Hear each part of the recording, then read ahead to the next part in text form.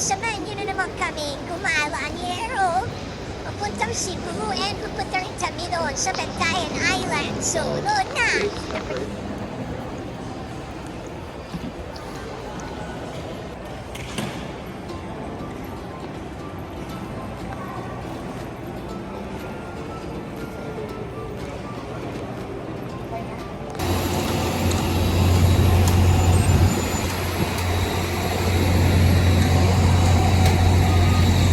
Next, may celebrity photograph name it.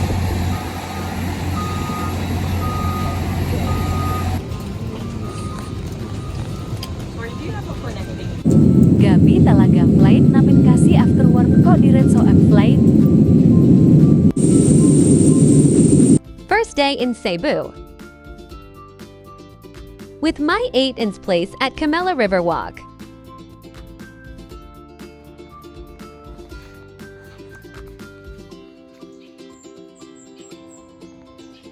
Ito tayong dalawa. Pang tinolakuhan na negrem pang sangkap sa Yabakura Niet.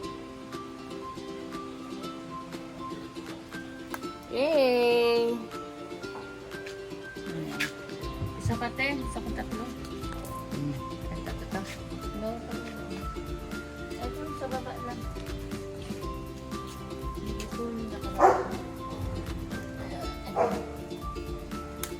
Yay!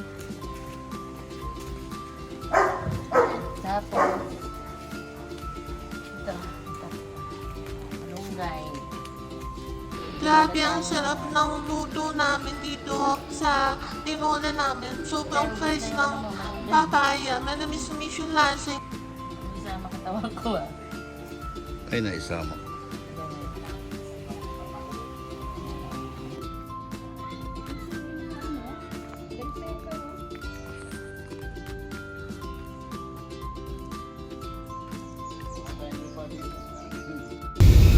Hello, dito ka niya ate. Hello. Wow! Busy si pagdadrive.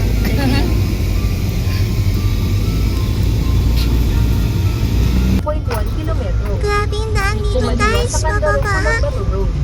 Ang dami ng daan at saka bawal talaga yung babagsakan mo kung di na magaling maati ko mag-drive.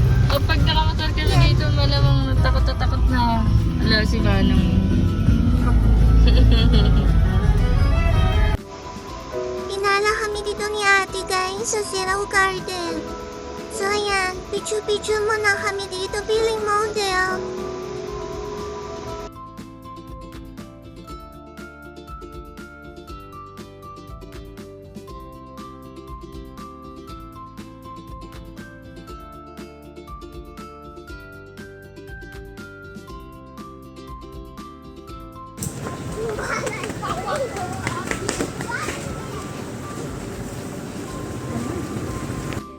So dahil birthday nga ni ate, kinantahan na muna namin siya pag-uwi namin. So, para maging happy siya, okay na tayo sa akin. After that, na-video ka rin kami. So, spend time muna kay ate.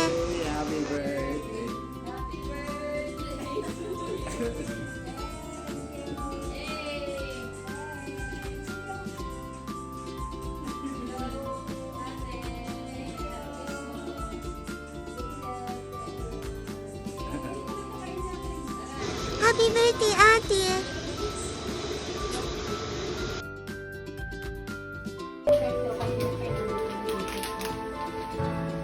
Shot puno. Sarap. Si birthday girl, ayun ah. Kinabukasan nga guys, madaling araw pa lang umalis na kami papuntang Kororo. Yun naman, sasakay namin papunta naman kami ng Bantayan Island. So, nagpas muna kami papunta dito. Almost 2.5 hours din biyahe. And then dito daw sa Roro naman, 2 hours din doon guys. Dito sa Tagal din guys.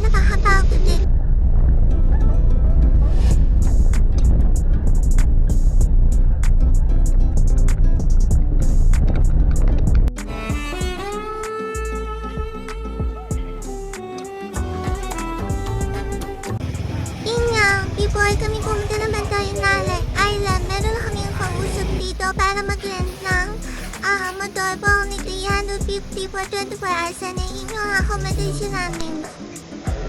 So, yun nga, unang gala namin, so punta kaming ruins dyan. And ito, yung driver is napakakulit at pulang pinagsasabi nito.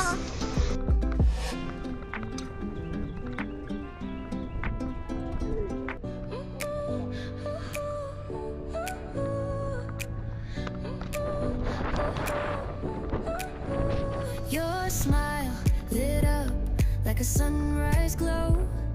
Touch so soft where the seasons flow. We met where the stars take their flight. Every moment with you feels just right. Whisper your name in the rush of the breeze. Love like an ocean rippling with ease. Heartbeats sink into this melody. You and I forever, wild and free.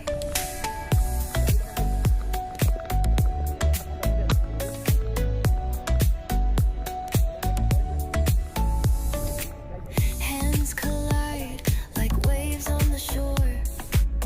Every touch leaves me craving more. Eyes meet, worlds' colors collide with you. Love's where I reside. Whisper your name in the rush of the breeze. Love like an ocean rippling with ease. Heartbeats sink into this melody. You and I forever, wild and free. Even in dark skies, your light remains through every storm. You ease my pain, a rhythm of hearts. No need to pretend, this love story will never end. Whisper your name in the rush of the breeze. Love like an ocean rippling with ease. Heartbeats sink into this melody. You and I forever, wild and free.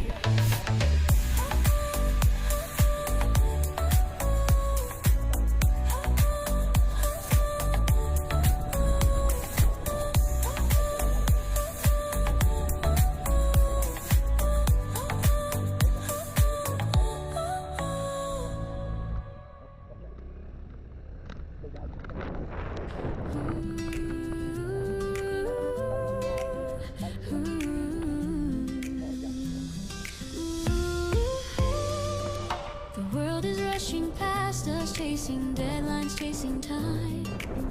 Lost in the future, obsessed with the next climb. But look right here beside us, just slow down and see the quiet, gentle magic that happens naturally. The way the light hits softly, the coffee's perfect steam. A scene too sweet for dreaming, better than any dream. Don't let the small things vanish, don't let them disappear. These are the quiet anchors that keep us steady here. Guys, ito na yung The Ruins. So, ang story nito is yung dati daw may-ari nito na German. Bali, nabanda na itong lugar na ito. So, We have to freeze the frame. Tiny flashes of perfection worth more than fortune or fame. It's the unexpected laughter, the hand held in the rain, the sudden clear awareness that we won't pass this way again. These simple, honest treasures, we collect them one by one. These are the beautiful moments beneath the morning sun. ito nga pala yung pangalawang pinuntahan namin guys. It's of Mangrove. So, dito rin natin makita yung Camp Sowian and Camp Wagi, which is naging sikat siya dahil din sa palabas na Namit namin dito, si Saldo yung batang performa galing saya Ot Mabait. Shared existence, filling us with joys. A sudden favorite song playing on the radio. A gentle knowing glance, a quiet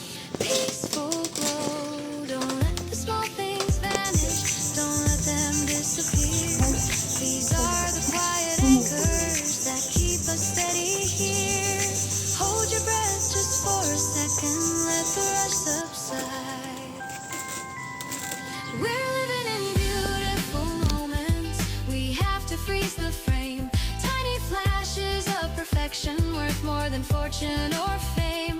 It's the unexpected laughter, the hand held in the rain, the sudden clear awareness that we won't pass this way again. These simple, honest treasures, we collect them one by one. These are the beautiful moments beneath the morning sun.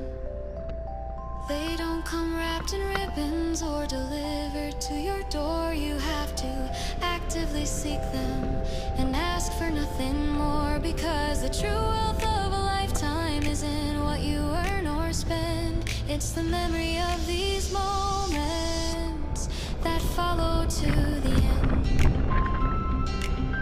Just pause right here. Capture the beautiful moments before they turn to So after dito guys, pahinga muna kami dun sa accommodation namin. Medyo nagkala na naman ulit kami dito. Punta naman kami ng Bantayan Church. Yung Bantayan Church, ito yung namin doon long time na karoon na dito sa Cebu.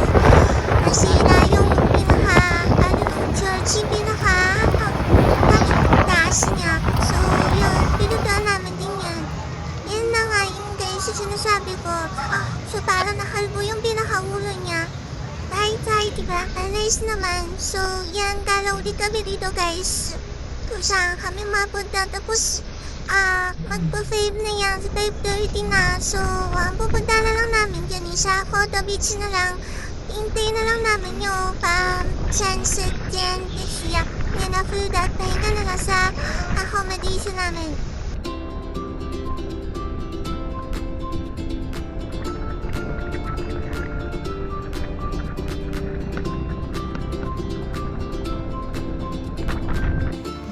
So guys, ito nga pala yung napunta kami ng Coto Beach. Ganda ng Coto Beach kasi nga, ang ganda ng sunby niya. At the same time, makawala din siyang bayan. So, free lang dito pumunta. Ang ganda ng sun dito, maputi. And, ganda rin ang sunset. On time na lang punta kami. And, makikita mo lang dyan sa mga kilid-kilid. Yung mga estudyante kasi malapit na sa school. So, nice naman. Okay naman. Dito kami naligo.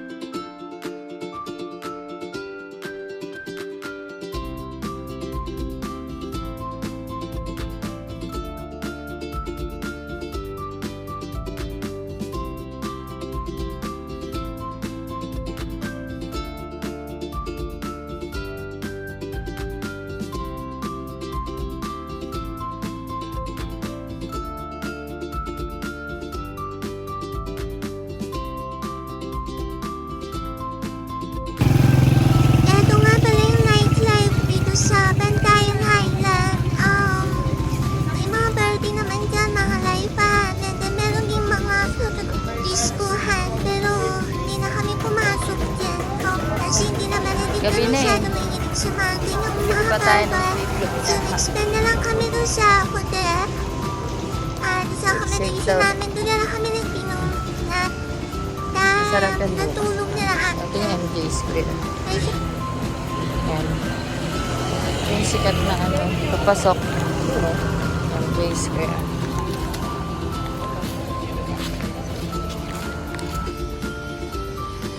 Pasok tayo.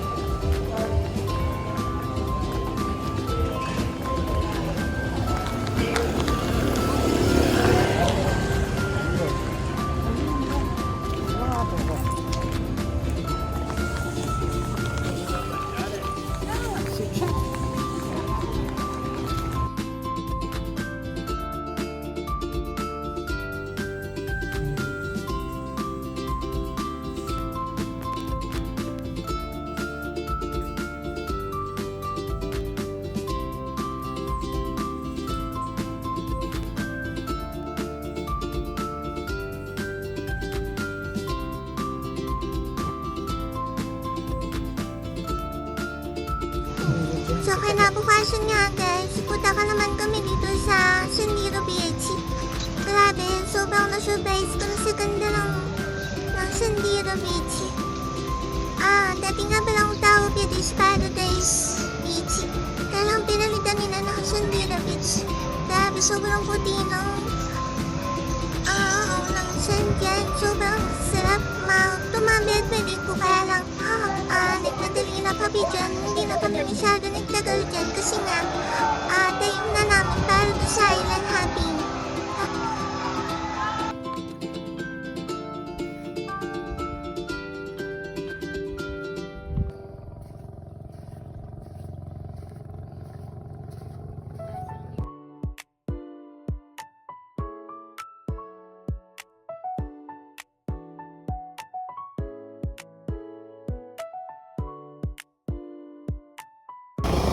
Turn right.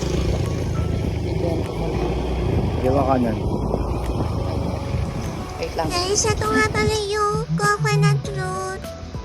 So, magpapicture lang kami sa click dyan. And then, yun ang madali na ulit kami ang bumalik dun sa papunta nga namin dun sa island hopping.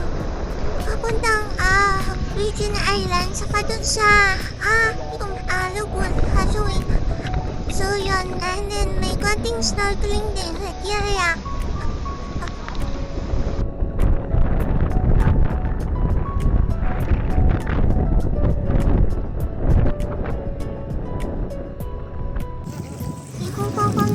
so guys, yun na nga, pupunta na kami dun sa boat kung saan kami mag-island hopping.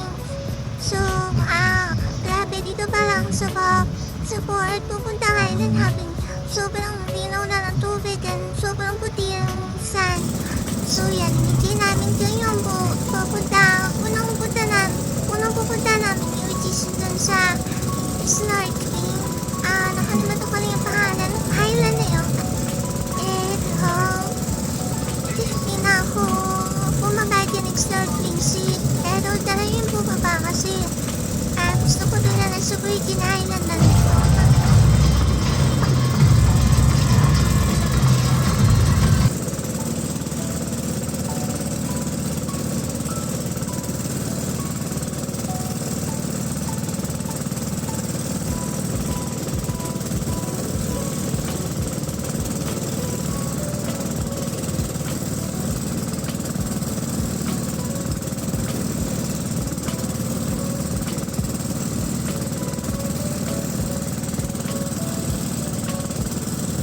Lab.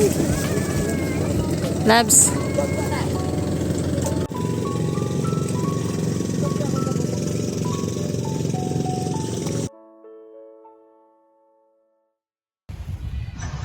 Guys, dito nga pala yung Baygan Lagoon. Ganda ng lagoon dyan at same time, ang ganda ng view talaga. Yung mga tent, sobrang ganda. Yan ang puti din ang sand and also masarap din maligo. Kaya lang di na kami naligo dyan. Ayun siya medyo kasi mamilala na rin kami dyan. Na-upload kasi dyan. Doon na kami magtatagal sa Virgin Island.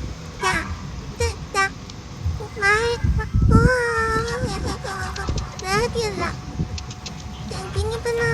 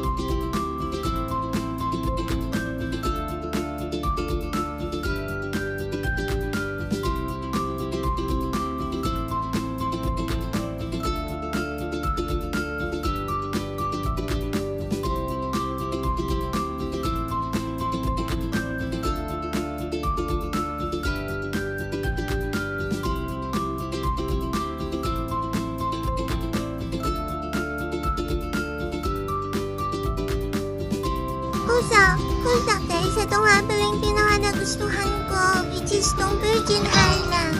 Sobrang ganda talaga. Naligo kami dyan. Katabi lang namin yung mga isda. And then pinapahain lang namin ang skyflake. Sobrang dami lang titira. And sobrang lamig ng tubig. Ang init ang berang lamig ng tubig. Sarap, very good talaga guys.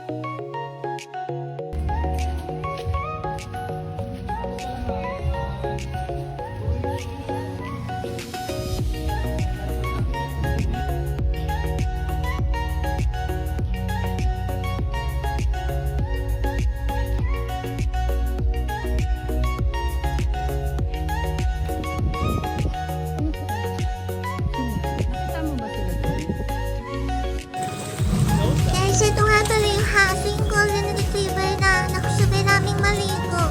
Siguro niinit at saka lumalang ko isa. Bali, aso yun ang isang guest dyan na nakagiligo din.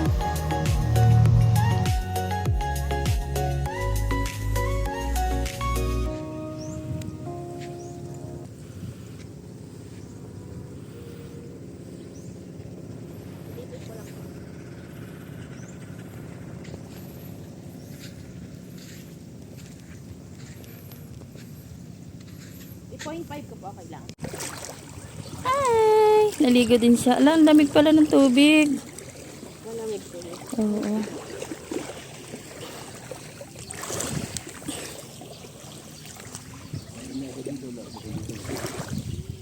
Ibarin ko ba itong ano?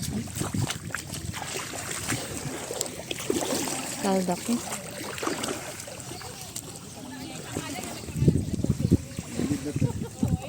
Ulit ah? Wag na pala. Meron ka ba ito? Pwede, marunong ka mga ito. Meron ka. Tayo.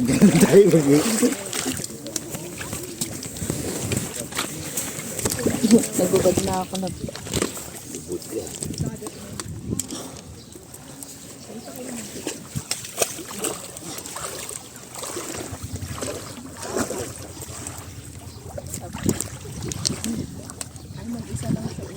Ah.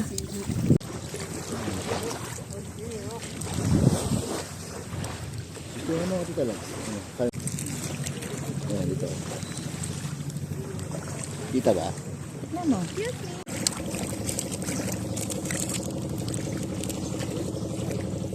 Galing. Pero isang malaking ano, silver eh. Ayan. Dami. Nakatiwa ah.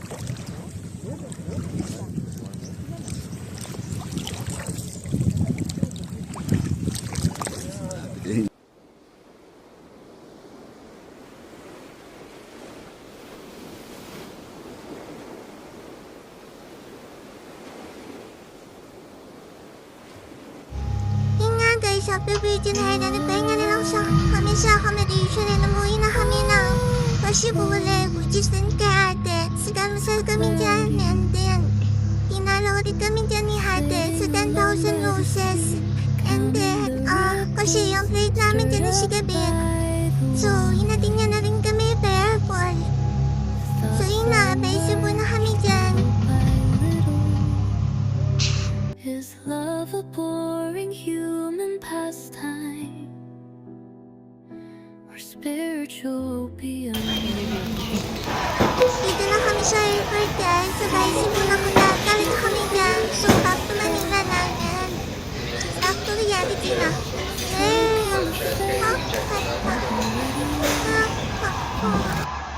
Thanks for watching. Oh,